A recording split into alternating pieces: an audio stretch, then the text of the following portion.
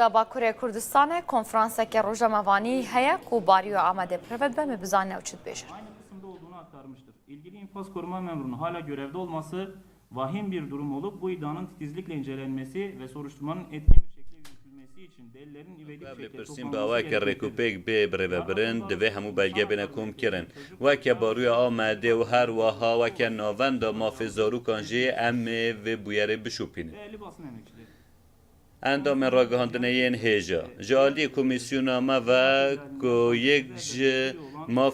مافی مروان لحاتیه بن پیکرن گرتیگه ها آمده بویا و جبر کو گرتیان لور به کردی ستران گوتنه با وکی کیفی جالی روبری زندان و هاتنه جزا کرن ده چارچوبه سردان ما یا جبونا و زندان ده هم دخوازن چافدرین خواج را گشتی را جی و بیجن دوان هفته ما ین لگل وان گرتیان ده جی دو جن لجهه کل دنوا زندان ده لید مینن لور دنابر خدا رونشتنه و ستران کردی گوتنه و کسی که گاردیان جی پشتی یک دو دقیقه آن لوان نیریه رابویه ساعت 4 دا گازی و کارمندین دنیش ینوی زندانه کرنه و هاتنه او جزا کرنه و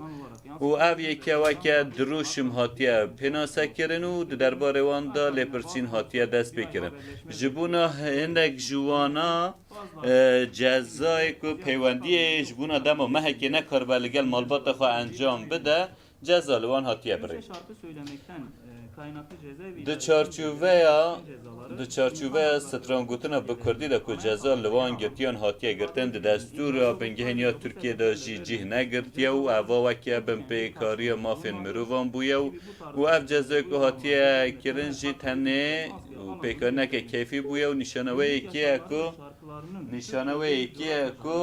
مافین مروان کاچوال زندان تینه بن پیکرن ده سردما دربه 11 ایلونه ده که لزندانان ده جزاین گل گیران لزندانان ده ها تبرین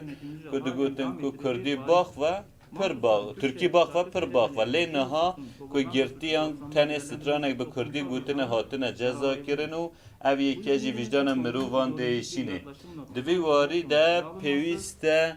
او مجاره لبر چاوان بیگرتن و نشانوی که جی ده همان ده من نشانوی که کجی مافی مروان هاتیه را کرن ده درباره وان کارمندین گرتیگه ده جی پیوسته لپرسینه که ریکوپیک ببره و برن حمله